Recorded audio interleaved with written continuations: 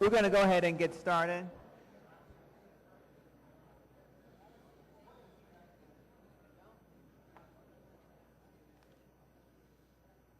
Mikey, would you call the roll, please? We're going to call to order the meeting of the Board of Governors, please.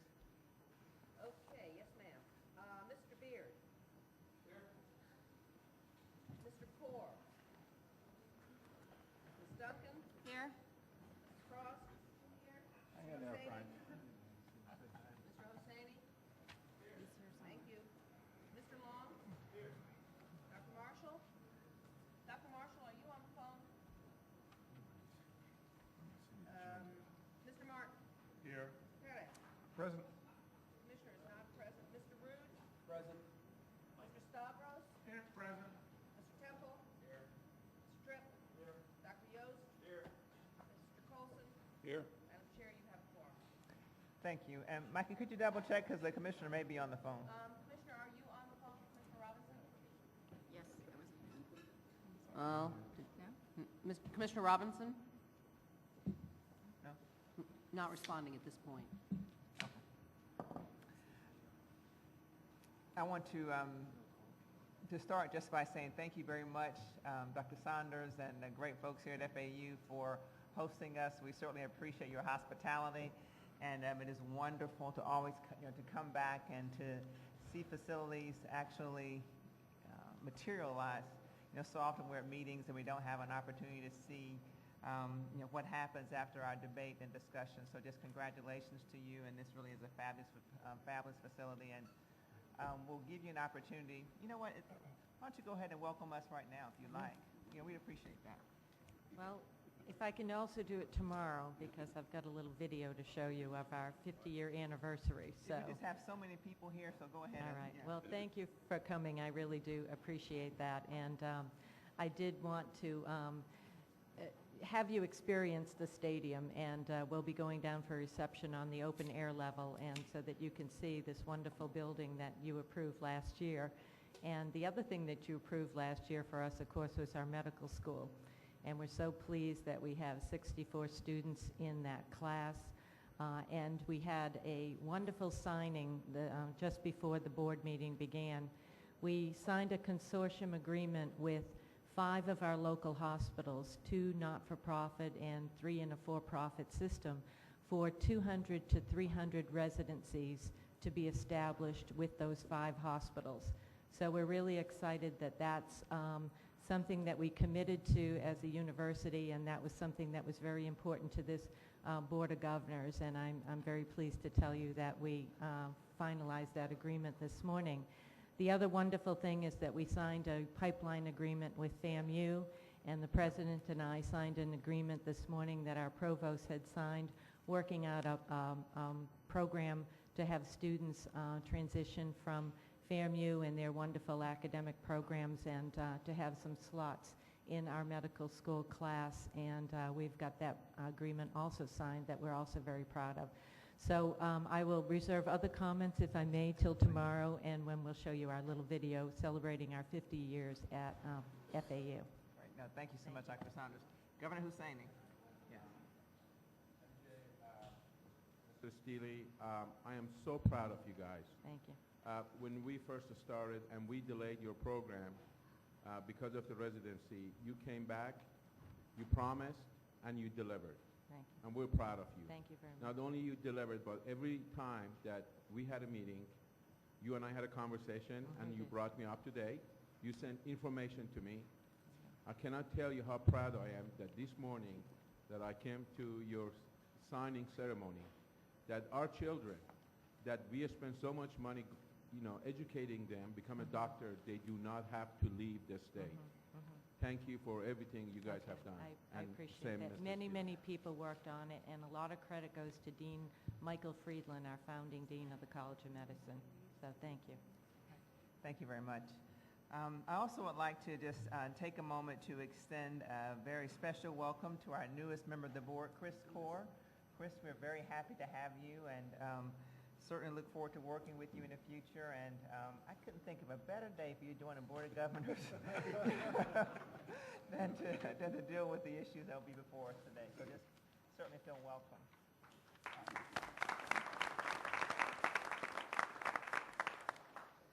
And I also would like to take a moment to recognize Randy Hanna. Randy, I know you're here someplace. Randy is our new Florida College System Chancellor, and we're happy to have you here today and want to say congratulations and welcome to you as well.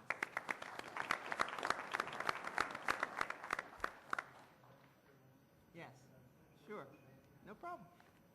Thing about Randy Hanna is the fact that his mom comes from Sop Choppy. and if you've never been to Sop Choppy, you need to go there. It's quite a special place. But I served for a number of years on the State Board of Community Colleges with Randy.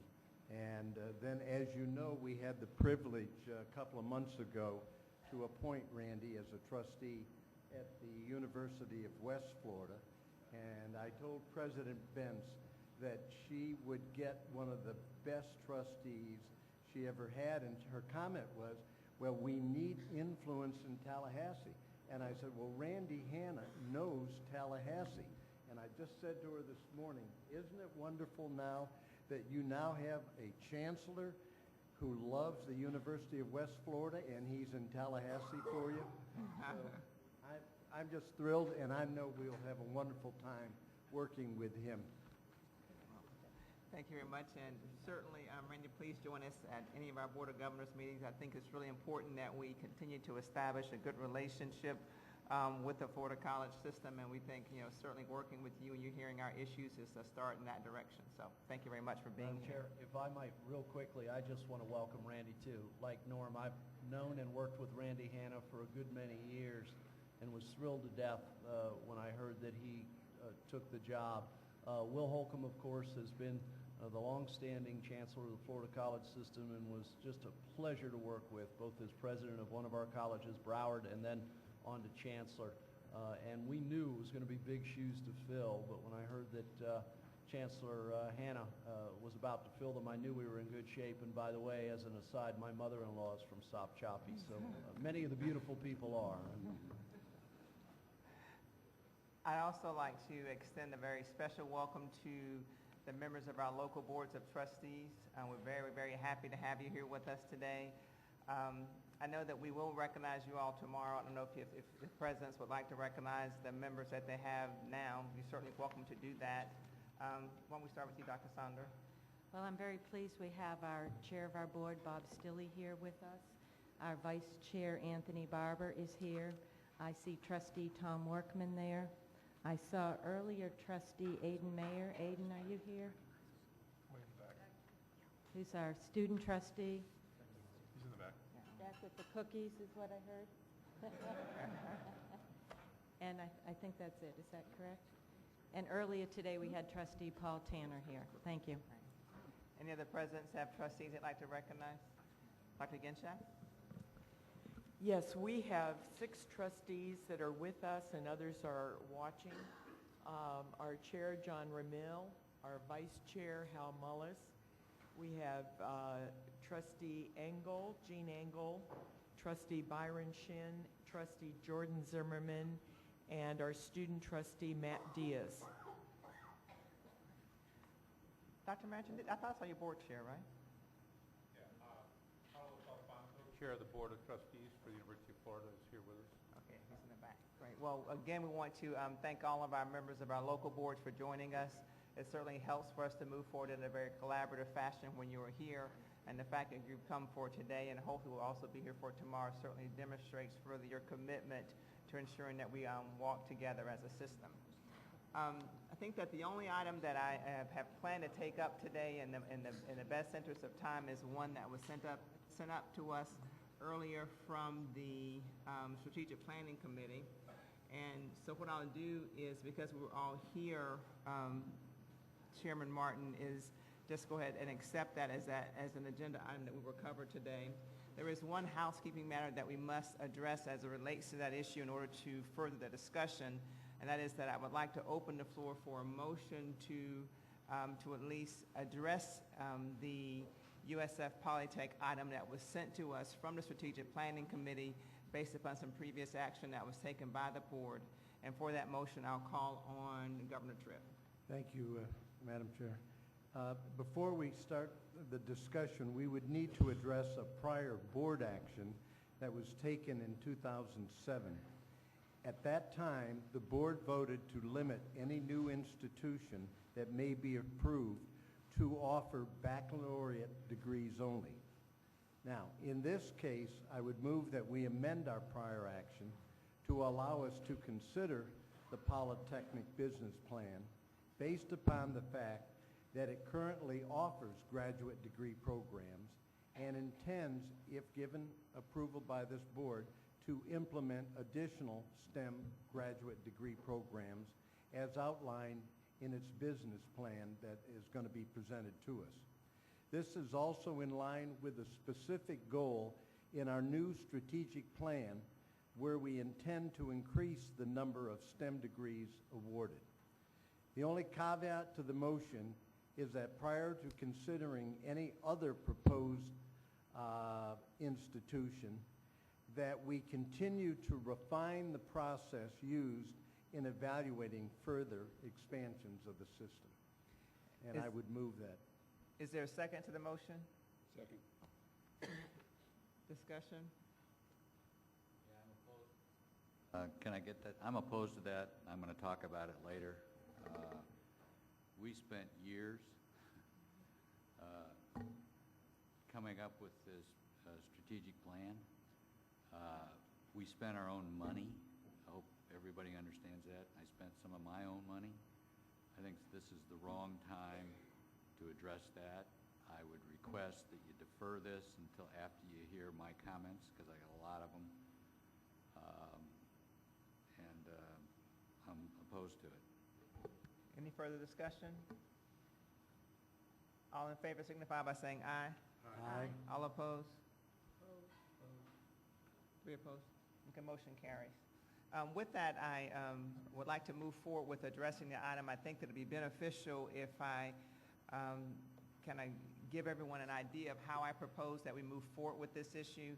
I know we have a lot of parties who are very interested in weighing in. I think that just based upon the number of emails and letters that each of us has received since we were here, since we're in Miami, it's pretty clear that this is something wherein several of our citizens throughout the state are very interested in how we proceed with the matter. But in the interest of time and in the interest of, I think, presenting the best order for the day, we're going to receive comments in the following fashion, and then from there we'll take our board discussion. First, we're going to hear from Dr. Genschaft. After we hear from Dr. Genschaft, we will hear from the chair of her board, John Ramil. We'll then hear from Dr. Goodman, who's with USF Polytech. I earlier did not recognize our elected officials. I noted that we have two senators in the room here with us. We have Senator Gates and Senator Alexander. I knew that we would provide a special time for them to make any comments, so please know that we are very pleased to have you here with us. And we're going to ask if you would make your comments after Dr. Goodman makes his. We'll then ask Governors Yost and Governors Long if they would then provide information from their constituents. I know that many of you would like to have an opportunity to make your comments. We're very blessed on the Board of Governors that we have a faculty representative and a student representative, and I've asked them if they would speak with their constituents to ensure that their concerns were expressed on the record, so that way we can address the public comment issue. And then from there, we will start our discussion, and Governor Temple has specifically asked if he could go first with the discussion from the board. I know it's going to be difficult for those with pressing questions to wait until we hear from everyone before we start. But I just think, guys, it's going to be a lot easier for us to deal with the issue if you would write your questions down, and then if you would ask a particular person, or if you're interested in a particular person answering that question, you can ask that person to come back up to the mic. So with that, I would like to note one other thing is that I was given a message that the commissioner has joined us. Are you there on the phone, Commissioner? Yes? It's not transmitting, but can he hear us? Yes. Okay. So if he has questions, Randy, if you would make sure that you get those questions over to us so we can make sure that we can also ensure that Commissioner Robinson is participating in the discussion. With that, Dr. Genschaft, I'm going to invite you to come to the podium and open up the discussion. Thank you.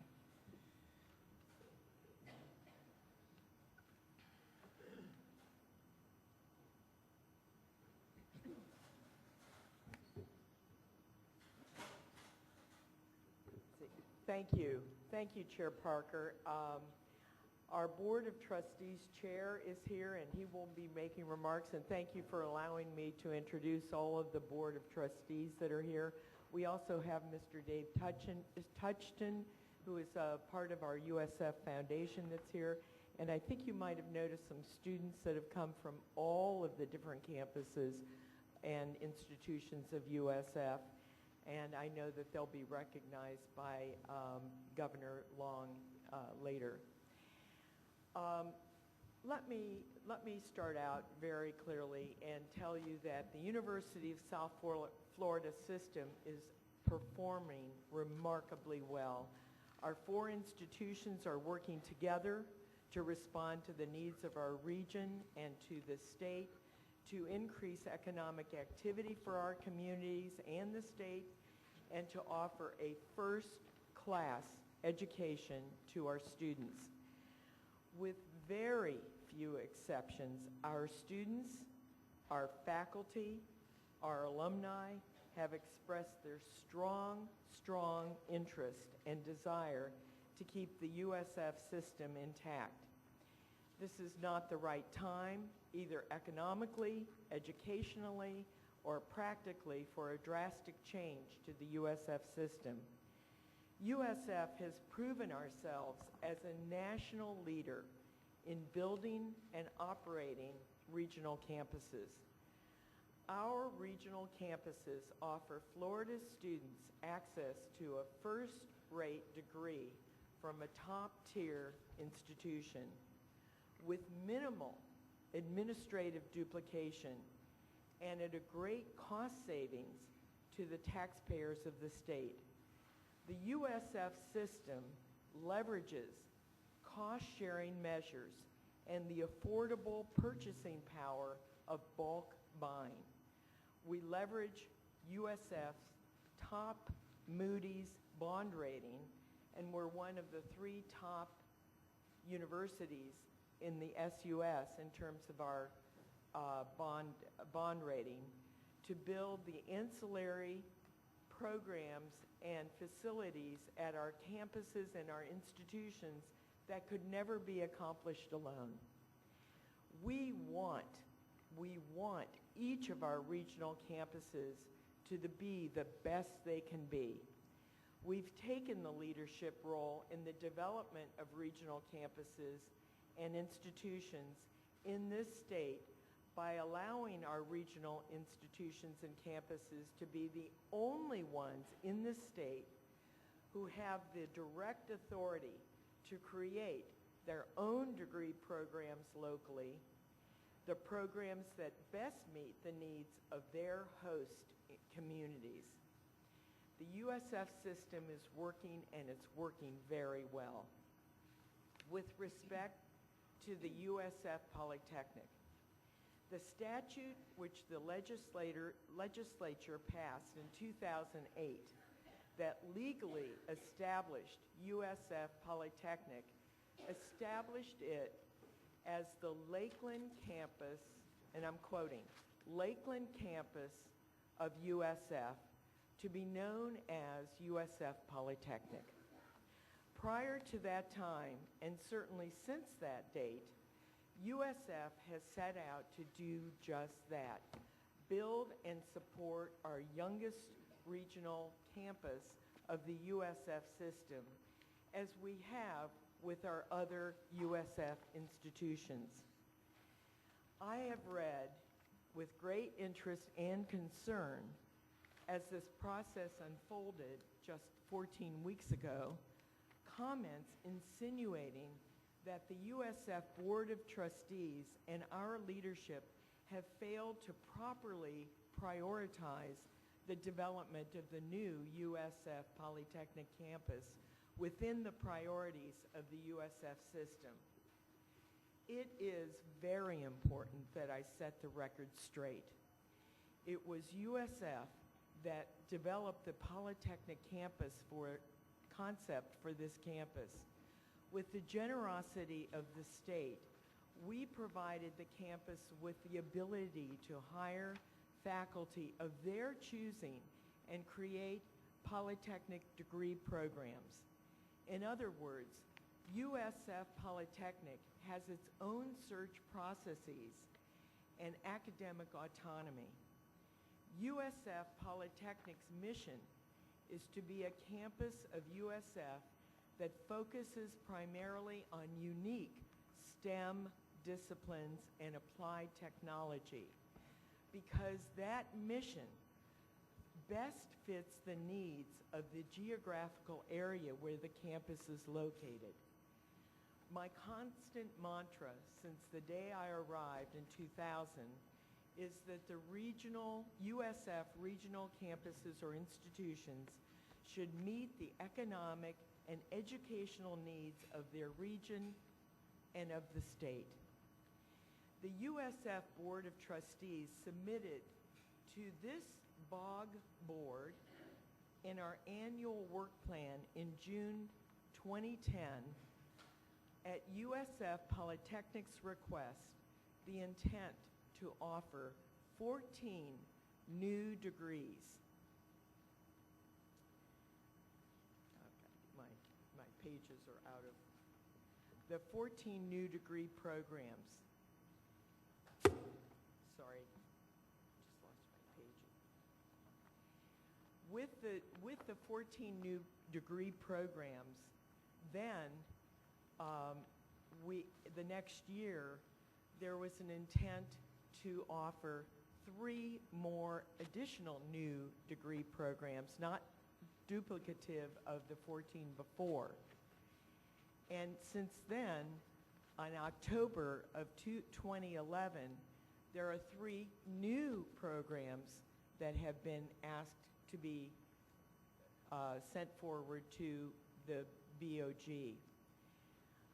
We have passed on those all the way through, and we have those in our minutes. We are not stopping, or we are not a barrier whatsoever. And it is in your minutes, as well as our minutes, that they have been passed through. However, with all of the talk, not one degree program has materialized. Not one degree program has come through. The Board of Trustees has been initiated by the Polytechnic and sent through the Board of Trustees, nor to the Board of Governors. Now, at Polytechnic's request for this new coming year, they want to offer 14 new degrees, 14 additional degrees, not duplicative of any of the other ones. We have no problem sending it through, but we would like to see some action on the ones that have been sent forward before. So the delays that in the degree production by the USF Polytechnic campus are related to productivity, and growing pains, in terms of that, growing pains, but not barriers from the USF system. And how did USF demonstrate its commitment to building this new campus? USF and Polk Community College in the early 2000s sought PICO funding for a joint use facility. And we were granted those PICO funds, and a joint use facility was built for USF Polytechnic. At that time it was USF Lakeland, and also the Polk Community College, because it wasn't Polk State College then. Following that, it was USF that guided and went through an open bid process for a land donation for a new USF Polytechnic campus. Then for 7 consecutive years, the USF Board of Trustees and the Board of Governors submitted PICO requests within the revenue available to us at that time to secure the state funds necessary to arrive at the point in time where we are today, ready to begin construction on the first facility at the USF Polytechnic campus site. In the 6 years that followed that first appropriation, the USF system has initiated and received full funding for only 1 other new PICO facility project on any of our other USF campuses or institutions combined. So USF's commitment to the development of this regional campus is beyond a doubt. USF cannot be reasonably accused of holding back the growth of USF Polytechnic. In fact, we have really facilitated the growth. Now, what you have before you today is not a development plan for a regional campus of USF. It is a plan for a new state university. A new state university that offers freshman through doctoral level programs with at least 20 facilities planned for construction, campus and residential life for tens of thousands of students, NCAA athletics, and a full cohort of university administrative services to support itself. I can give you a reality perspective of the time that it takes to develop such a robust university. The institutions that I have selected are those listed by USF Poly as peers or aspirational peers. And you have these in your appendices also. It's often referred to as Arizona State University has a polytechnic campus in Mesa. It opened in 1966 with 1,000 students. And it did go through some different iterations, but in 1966, it opened with approximately, like I said, 1,000 students in one of 8 degree programs. So they were very concentrated and very focused. And the small campus had started with 2 schools, a School of Technology and a School of Management and Agribusiness. And then East College was added in 1997 as an incubator for new professional programs. Then in July 2005, the campus changed its name from ASU East to ASU's Polytechnic to better reflect the mission of the campus. Now in fall 2011, they do have almost 10,000 students in a variety of degree programs. So you can see the time frame. It opened in 1966, and today they now have 9,000 or almost 10,000 students. Let's take the California Polytechnic University Pomona campus. It opens its doors in 1938 with 110 students, and then it received university status in 1972, and currently now it has about 21,000 students. So we're looking at 34 years. Let's take California State Polytechnic University at San Luis Obispo. It started as a university in 1937. It was moved to a polytechnic in 1972. Now, in 2010, it has about 18,000 students, so that's 28 years. The Polytechnic Institute of New York was founded in 1854. Rensselaer was founded in 1824. Southern Polytechnic State University was founded in 1948. It was a part of Georgia Tech, Georgia Institute of Technology.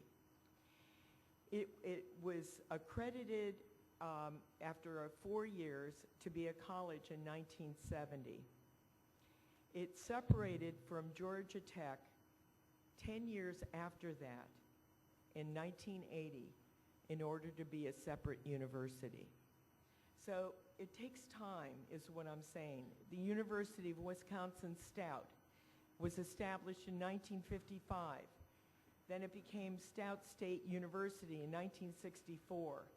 It was given a special mission in 1971, and then in 2007, it was designated as a polytechnic. And I bring these, and there are more, but I bring these to you because I want you to get a sense that the University of South Florida Polytechnic has been named a Polytechnic for just 3 years. You know, it is really important that what I ask you today on behalf of the USF system, the BOT, the Board of Trustees, and the constituencies, the faculty, staff, and the students, that you reaffirm the mission of this campus as the USF Polytechnic campus of the University of South Florida. Through our present governance system and free from any outside interference, we will continue our work toward fulfilling the needs of a region through a regional campus of USF rooted in STEM disciplines and applied technology and serving the niche needs of its host community. We have every intention of making USF Polytechnic the successful institution we all believe it can be, and we have put it on a great path towards success. Perhaps most importantly, what we need from you today is a final resolution to this issue, because any further delays can only serve to further divide us. Reconciliation must begin immediately, but it cannot begin in earnest until the decision of this board is no longer in doubt. I cannot tell you how many different constituencies and residents from Polk County, from students to business people to educators to elected officials, that have said to me, we need University of South Florida. Please stay in our community. To those individuals and others who've supported USF and me and our leadership, I'd like to extend our great thanks. As you all know, I have always believed in our region. I am a regionalist, and our region includes Polk County. I have made promises to our region and to our students, and I have always lived up to them to the best of my ability.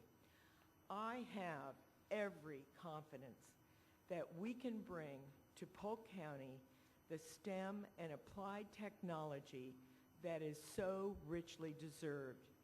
And I believe we can do it through the University of South Florida. Thank you for your time and consideration, and I look forward to your discussion. And I'd now like to ask our Chair of the Board of Trustees, John Ramil, to come forward.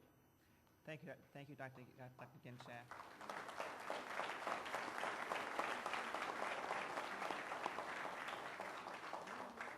Thank you, Dr. Genshaft. Madam Chair, Governors, Mr. Chancellor, thank you for the opportunity to speak this afternoon. I really appreciate it. The USF Board of Trustees supports President Genshaft's comments. My purpose today is to offer you an additional perspective from the USF Board of Trustees. The issue of the USF Polytech separation was thoroughly and I can assure you actively discussed at our last board meeting. And I'd like to share some of those themes that came out of that with all of you today. First and foremost, the USF Board of Trustees unanimously agreed that the students, faculty, region, and citizens of Florida have been and will continue to be best served by the existing USF system. The board unanimously approved a resolution that states that first and foremost. The Board of Trustees discussion noted that over the last 10 years, it has operated under the unique to USF only legislation, which President Genshaft talked about, that provides for separate budget autonomy for its campuses. And that even though that structure might sometimes lead to some potential blurring of responsibilities, it has really worked remarkably well. That is, until, as the board expressed in its discussion and its frustrations, until the last several months for USF Polytech. The situation that we're currently operating in is unsustainable, with unclear direction as to the system, USF Polytech being part of the system, or a standalone future.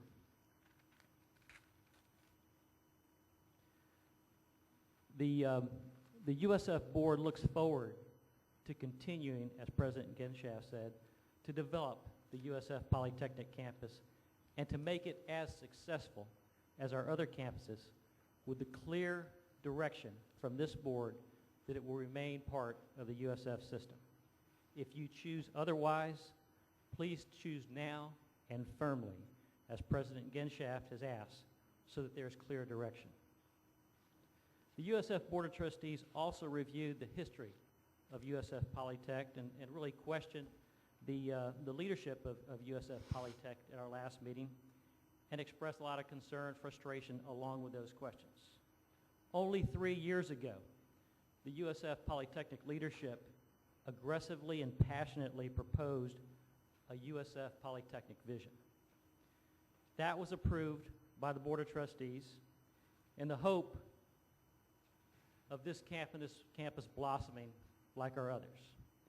Now, only a short time later, 3 years later, as President Genshaft noted, and as the board remembered, about 15 months after approving those 14 STEM-related programs that still sit on the shelf, we're told by the same people that we're holding them back. Also in their discussion, the Board of Trustees recognized that it's only normal and really admirable in many ways that some of the folks in Polk County would want their own state university. That's very natural. But it should not be a determining factor in what is right for students, faculty, and the state. I can assure you, there must be 55 other counties in the state watching this and taking note. The Board of Trustees at USF also expressed frustration over the claim that Polytech must be separated so that it can be all that it can be. The board concluded that in these times of limited resources for everyone, if it was decided that resources be consumed to separate Polytechnic for some future expectation of performance, then USF should be funded at a level at which it has already performed, and that is as a top 50 public research university. Thus, it placed those equitable treatment thoughts in its resolution. And finally, the Board of Trustees expressed its concern about the reality of the Polytech proposal. Its vision for student and faculty recruitment was viewed as best as a stretch and clearly as a risk. The only real indicators we have of how the faculty and the student markets will respond is what they're telling us now, and that clearly is not to separate. In conclusion, the USF Board respectfully asks that you keep the system intact. With that clear direction, the Board of Trustees will develop the USF Polytechnic campus with the same success as we did at the USF Sarasota Manatee campus. If you haven't been to see that, you need to. Very successful. And it will govern it as successful as we have our other campuses. We'd also respectfully suggest that with decisions like this, you follow the course of most successful organizations. That is to decide on where you want to go, develop your strategy, look at all your options, and then decide on the best course to pursue. Madam Chair, thank you. Thank you very much, Mr. Chairman.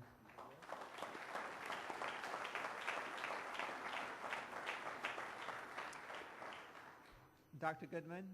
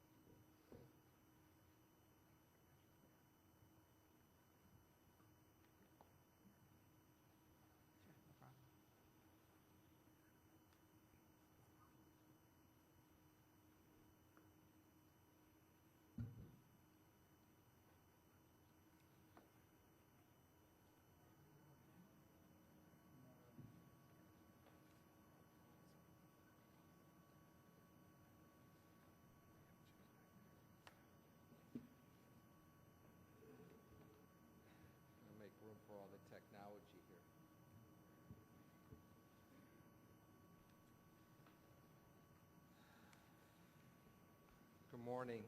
Good morning. Good afternoon, and thank you for your patience with this issue. And I know you have received a lot of communications, and you've examined a lot of material over the past few weeks.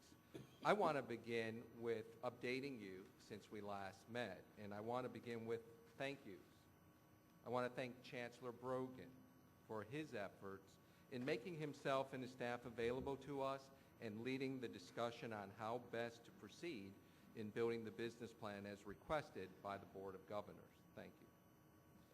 We appreciate the wide range of discussion there has been on the Polytechnic model and the importance of STEM education in our state. It is a critical discussion. We want to thank board members for their time and your questions. Our plan is better because your high level of interest. I also need to thank my staff. Since the last time we met, we banned sleep and weekends to help prepare all of those appendices and the plan. We thank our community, both the pros and the cons. In Central Florida, and we're more than Polk, we're Hardy, Highlands, and DeSoto counties that we serve. We love a good old-fashioned debate. Finally, we want to update you on the vetting process we used to develop this plan. We held 3 half-day retreats on campus for administration, for faculty, and for staff. We met with every academic division and department. All faculty and staff were invited. We held 2 open forums for all university employees and invited questions and comments.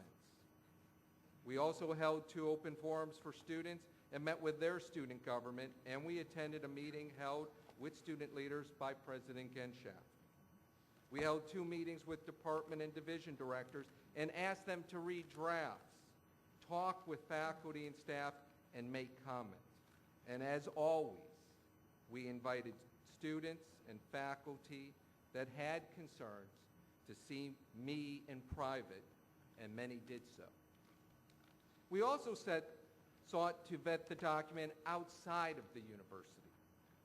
We did provide a draft to the Chancellor and the BOG staff, and they in turn provided it to USF, who also commented. We both asked questions of each other, and we greatly appreciate their help and comment. We also sought to vet the document with others outside our usual network. We hired a consulting firm, Experius, to provide external validity on our financials. We also sought to get input from those who had experience either running polytechnic universities or running complex universities embedded in the world of technology or research impacting STEM. 4 current or former presidents reviewed our plan. J. Michael Ortiz, president of Cal Poly Pomona. You just heard them mentioned. Robert Corrett, former president at San Jose State in the heart of Silicon Valley, and now president of the University of Massachusetts system. Our own Bernie Manchin, president of the University of Florida. And Warren Baker, who for 31 years was president at Cal Poly San Luis Obispo. And I'm here to tell you all were very complimentary of the plan, both in writing and in discussion. Dr. Baker's comments were written, and I would like to read his comments, not all of them, but certainly to give you a sense of his review of our plan. Because after all, he does have the longest tenure of running a polytechnic in the nation. He says, I was impressed with the draft plan and comprehensive treatment of the major issues related to polytechnic education. The focused approach to general education provides not only a cost-effective model, but also allows you from the very beginning to tailor the curriculum in ways that will augment the technical and scientific curriculum with particular emphasis on social and ethical issues related to technology. It is clear that there is a good grasp of what it takes to produce graduates who can quickly get jobs and begin to contribute to their employers on day one. The talent management agent is an excellent way to be sure that the many forms of experiential learning are adding value. Developing a portfolio for each student related to their experiential learning will also provide you data to evaluate the effectiveness of the various forms. Integrating advanced undergraduate courses for selected students into a blended graduate program is cost-effective and attractive to students. There is growing evidence that some expensive laboratory experiences can be converted to simulations with better performance results for students. This is more difficult to do with project-based learning, and your emphasis on project-based learning in teams that addresses real-world problems often identified by industry, government technical agencies, and local communities is a key element of the learning experiences for students and faculty. The calendar is important in polytechnic programs that give a high priority to supporting internships and cooperative education. I have had experience with semesters and summer school, year-round quarter systems, quarters and summer schools and trimesters. I believe that trimester year-round calendar is the most effective when experiential learning is a high priority. I was able to conclude that it is comprehensive, captures nearly all of the essential elements that need to be addressed in a polytechnic institution. Warren Baker.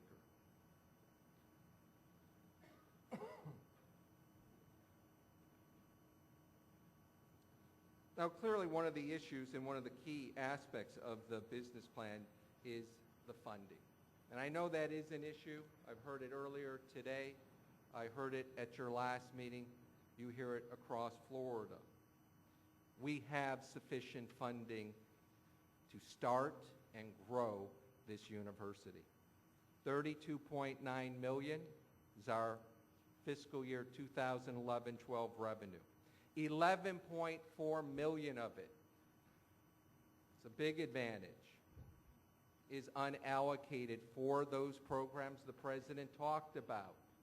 Those programs are on a shelf because we submitted back in December 2010 our SACS application, and is well known to many of you and certainly people in this room, we are locked down in terms of new programs until that application is acted on and approved. We have a total with carry forward cash balances of $26.3 million to develop academic programs for phase 1 and beyond. We thank you, we thank the legislature, the governor, who put that seed funding into this model to grow STEM and polytechnic programs for a new generation of students. We looked at our model in a 15-year period. But the next 5 years is where we have the clearest vision. 2012 to 2016. And we looked at it in constant dollars. No tuition increases, no base increases or COLAs. And at the suggestion of Governor Perez, we increased tuition during that 5-year period, and we added COLAs to try and move to a more realistic model that is not in constant dollars. Our bottom line only gets stronger. Here it is, in terms of total revenues, total expenses, cash balances. And then we add tuition increases at 15% for just this period, and we add a 3% COLA, our cash balances continue to rise. Now let's look at FTE growth. Again, most important, we believe the period is 2013 to 2020. And we put the POWI model in place during those years as we become SACS accredited. We move those programs off the shelf into laboratories so we can start training that next generation of STEM students. We believe these are conservative projections. Indeed, we predict as part of the transition, we will lose FTE. If you look at those 2014 and 15 numbers, we go down because we are planning that we will lose a number of the USF system students we currently teach at the campus. But what we are gaining is, starting in fall 2012, our first class of freshmen. They will become sophomores, and the model begins to grow. We move from 894 FTE in 2013 to 1,978 in 2020. That is 111% growth in 8 years. And that includes adding freshmen and sophomores for the very first time. That is conservative growth. Now, if you look past 2020, without question, we think once our model is in place, just like the other polytechnics, who are certainly more mature than we are today. If you look at Cal Poly San Luis Obispo, they received 44,000 applications for 4,000 seats. That tells you there's a market. Nationwide, 120,000 applications for 20,000 seats in polytechnics, 100,000 students looking for STEM programs.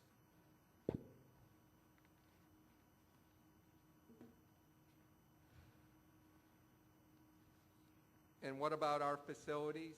Not only are we well funded to start this unique, amazing, focused university, but we have no need, and I know you rarely hear that in this room, no new buildings needed until 2017-18.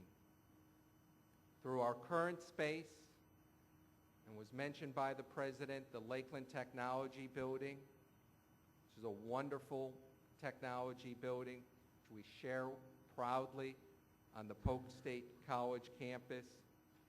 We can serve 1,603 students, 986 FTE.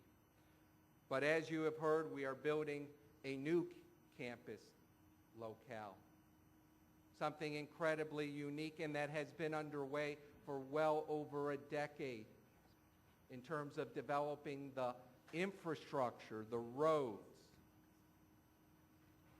the tollways, the exit ramps, the side roads, the sewer system. It has indeed taken a region to move us to this point. First Science and Technology Building is fully funded, both through PICO, $20 million in private funding from this community. That's $51 million, including the land donation of $20 million. $31 million raised in these tough times, in and outside of the region. That tells you the type of support we have in the region and this state for this incredible model. Science and Tech Building, we have started the infrastructure construction. We have raised another $11.5 million private for phase 1 of the wellness building. Again, no public additional dollars to open that phase 1 is needed. And then, of course, we have a request for residence halls. phase one. We can go modular or we can go permanent. But we see doing this through a public-private partnership, which we went out several years ago. We had a number of interested parties. The best one was actually close to here in Miami. And that firm is actually here today, and they will tell you they are willing to move forward with that project and that financing in that P3, whether we are part of the USF system or we are separate.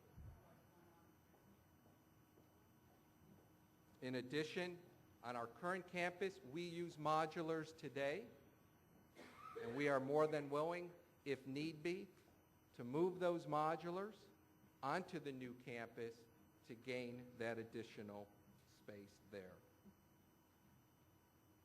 The other important element of our business plan is the cost of independence in the area of shared services.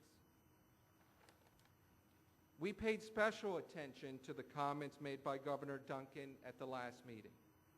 We spoke with President John Delaney, President of the University of North Florida, and President Judy Bentz, President, of course, of the University of West Florida. We also spoke, however, with a wide number of industry leaders about where the best technology solutions in the future will be. We have an advantage. We are a greenfield site, meaning we work from the ground up. We have the opportunity, quite frankly, that many others don't, because they're based in legacy systems. And it's tough. When you have 40,000 students, when you have 50,000 students, to move from a legacy system to another model is very difficult. We intend to use industry best practices to be flexible and use 21st century technology such as open source systems and software, cloud computing, and consortiums to leverage our unique needs. When we went out to price these models over 5 years, our costs went down from the amount we currently pay to USF for these services. Finally, accreditation. Our accreditation model is grounded in creating a seamless transition for students, for faculty and staff.